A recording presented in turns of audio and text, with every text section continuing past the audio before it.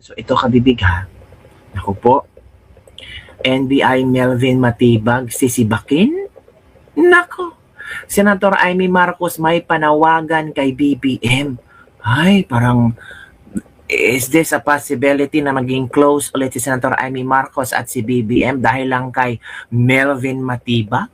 Kasi may request si Senator Amy Marcos laban kay Melvin Matibag. Nag-request siya kay BBM. Sana BBM, pakinggan mo ako. Pakinggan mo ang sisteret mo. Pakinggan mo yung kapatid mo. Mahihilingin sana ako sa'yo na ito ay makakatulong para sa investigasyon sa nangyari sa Senado. Kung talagang ikaw ay para sa amin, kung talagang gusto mong protektahan ang bansa, pakinggan mo ang aking hiling. Hala, ang hiling ni Senator Amy Marcos ay sibakin na. Sibakin muna. O, hindi. Sibakin talaga, hindi muna. Sibakin si Melvin Matibag. Matibag talaga ito. Kabibig, oh. Ito yung ito yung resolution ni Senator Amy Marcos. Oh. His Excellency Ferdinand Romualdez Marcos Jr. I respectfully write to express serious concern over the alleged siege and firing shots of the National Bureau of Investigation agents within the Senate premises on 13 May 2026. The incident caused public alarm and raised grave questions of the security of the Senate and the accountability of law enforcement officers involved. In view of the seriousness of these allegations and without prejudging the outcome of any investigation, I respectfully urge that the following officials be temporarily relieved from their duties pending the completion of a full, impartial, and independent inquiry. NBI Director Attorney Melvin Matibag. NBI National Capital Region Chief Attorney Emeterio Dongalo Jr.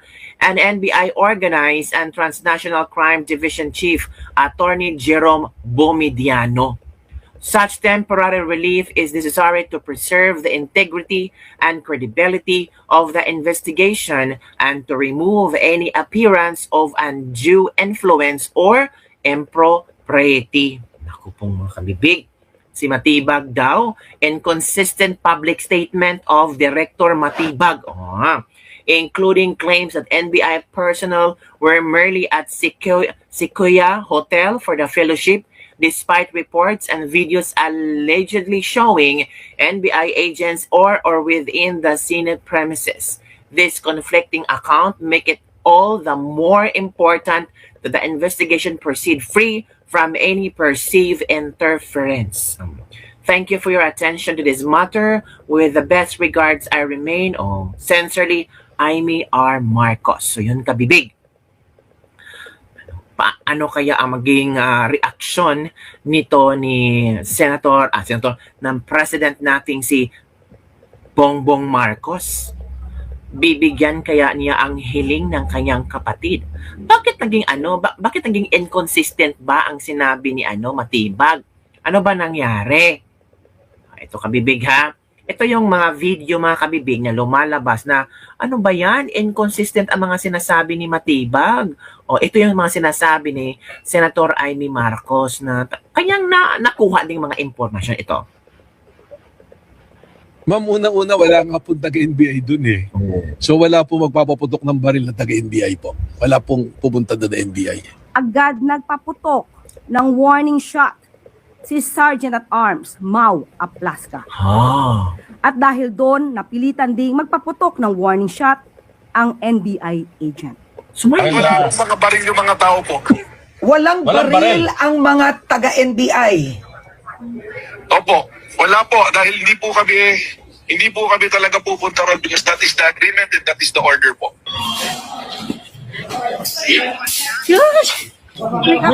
May NBI. May mga NBI kabibig.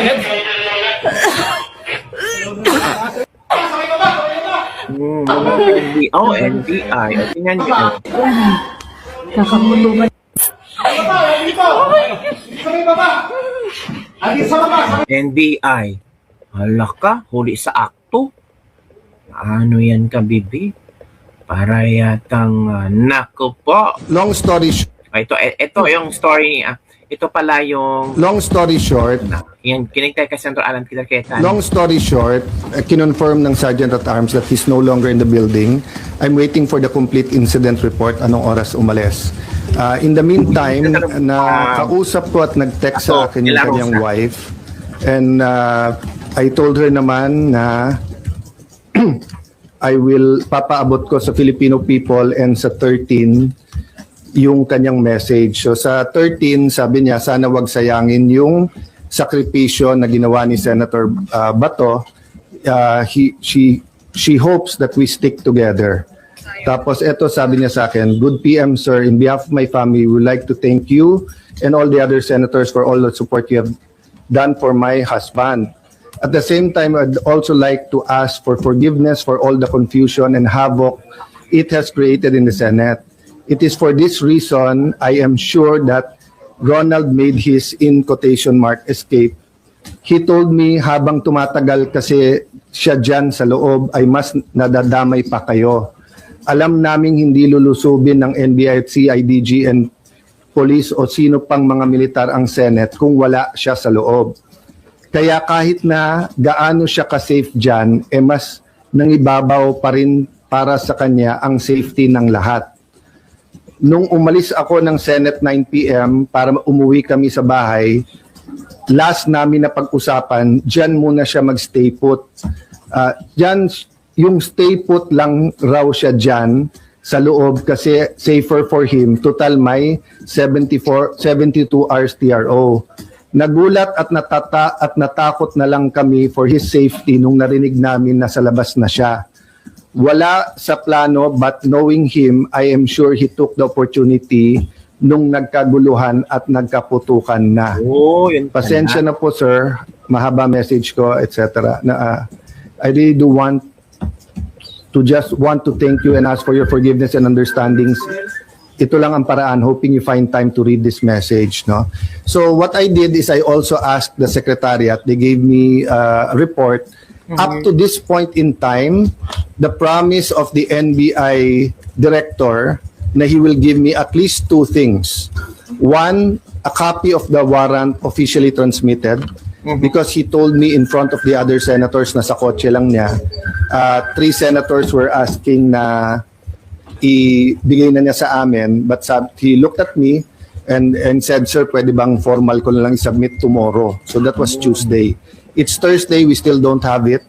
And he promised me na ilalagay namin under his custody yung Siyam, pero magre-report ka agad about the manner that they tried to arrest Senator Bato. And number 3, in connection with number 2, a report dun sa ginulpi nilang isang member ng OSA. Still zero report from the NBI. Allah. So I'd like to clarify to everyone, we did not arrest Senator Bato. We extended the courtesy and the traditions of the Senate that hindi pwedeng mag-aresto sa loob. He's not under arrest from any of us. And so far as we're concerned, there's no warrant of arrest for him. So he knew from the start, I knew from the start, I never hid from any of you. Anytime you ask me, nandiyan pa si Senator Bato, I answered you to the best of my ability. And I told you, nandiyan pa, tinanong nyo how long will he stay, as long as he likes, di ba? So he made that decision on his own. I found out when Senator Jinggoy called me. Long story short, So yun pala ka, Bibi. Hala ka. O eto ka, Bibi. kinonfirm ng Sergeant at Arms that he's no longer Ito din, para naguguluhan din ang mga tao sa impormasyong ibinigay ni BBM. Tapos sabi nila, parang hindi yata nagkaka-connecta ang mga statement ni Matibag, ni BBM, ni Claire Castro.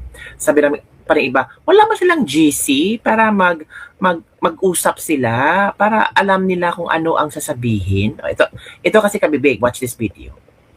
Nyag tayo. Magandang gabi po mga minamahal kong kababayan.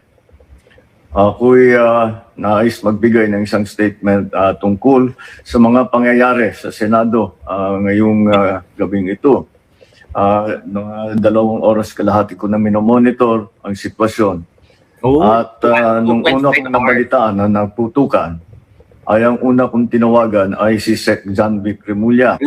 So, 2.5 hours siyang nagmo-monitor. So, bakit hindi siya agad-agad tumawag sa Senado? Or, bakit pinaabot pa yan 2.5 hours? Bago siya umaksyon? Or inaksyonan na niya? Kasi sabi niya, nag-oobserba siya 2.5, 2 oras at kalahati na ang nangyari sa Senado. So, bakit hindi siya umaksyon? Ng DILG.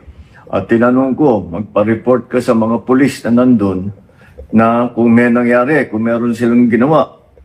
At tapos ang sunod na tawag ko naman ay sa NBI. At tinanong ko sa mga NBI at kay Director Matibag, kayo ba ay pumasok sa Senado? Sabi niya, wala kang instruction. Ang sabi sa akin, wala kang instruction, sir. Wala kang instruction, sir. Oh. Pero may nag-drill na mga taga-NBI doon. Kaya nga. Drilling time. Wala ka, grabe yung drilling time nila. Sir, ito Sir Mike, Sir Mike. Bakit kailangan mag-drill?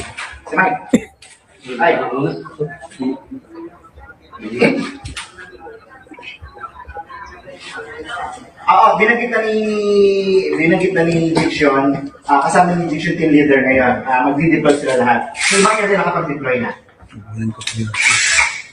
Para mga bida. Hindi pa kasi nandito pa sila sa may Langgam, kasi nandito yung, parang langgam eh. yung action na yun. Bida?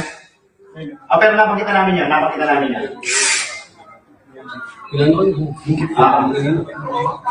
Kaya. Kasama namin yung NBA. Sige. Okay.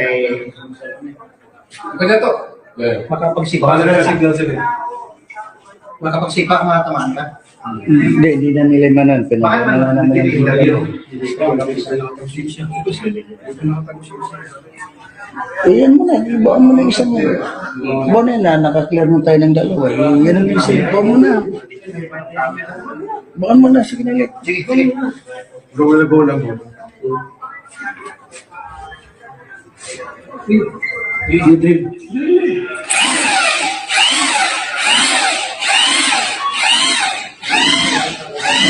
Nuts.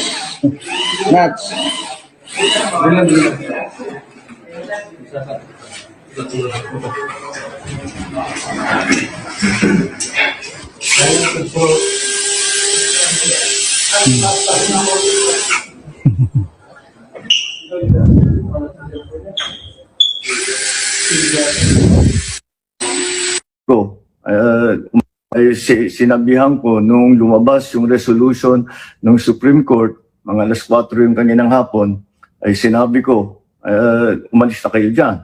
Nag-comply naman sila. Kaya nung kausap ko si Director Matibag, sabi niya walang NBI doon, nandito lahat kami sa opisina. At ayun po, ay dahil kong mapaalam na sa lahat ng ating mga kababayan, itong pangyayari na ito, ay tayo maging kalma lang po. Is to tell our people all to calm down. And we will get to the bottom of this. Alamin natin kung sino ang gumawa nitong gulo na ito. Ito ba ay talagang nagka-enkwentro lang? O ito ba ay may kasama sa mga distab? O nagsusimula ng gulo? So yun ka, Bibig. Yun ang statement ni BBM na ang mga tao ay parang hindi yata naniniwala. Bakit hindi naniniwala ang mga tao? Uy, maniwala kayo. Uy, huwag kayong ganyan. That's so very bad. Diba? That's so very bad. Maniwala kayo. Kayo talaga kung ano-ano mga nasa isip niyo. Si BBM ay hindi ang tawag dito, hindi siya nagsimula, hindi man siya nag-instruct na magulo kayo dyan. Pero ito. Nagkakagulo pa rin kami rito kasi ang balita may nahuli na isang NBI na CA, confidential agent, na binalikan yung kanyang tactical bag na siyang naiwan dito sa hagdan ng second floor kung Meron saan talagang nagmula yung evidence. pupukan. Ngayon, yung tao na nahuli, pinangalanan yung NBI boss niya, si Attorney Bomediano ng NBI Transnational Crime. Kung sino man siya daw yung nag-order sa kanila na lusubin yung Senado at takipin si Senator Bato. Ano man ang mangyari, sino man ang masaktan. Kaya eto nga, Attorney Bomediano, kung sino ka man, sana ipaliwanag mo kung paano ito nangyari na sinugod, linusob ang Senado at nagkaputukan sa amin dito sa mga senador ng ating Republika. Hindi ito dapat nangyayari sa Pilipinas, higit sa lahat sa institusyon ng Senado. Nagkakagulo pa rin kami.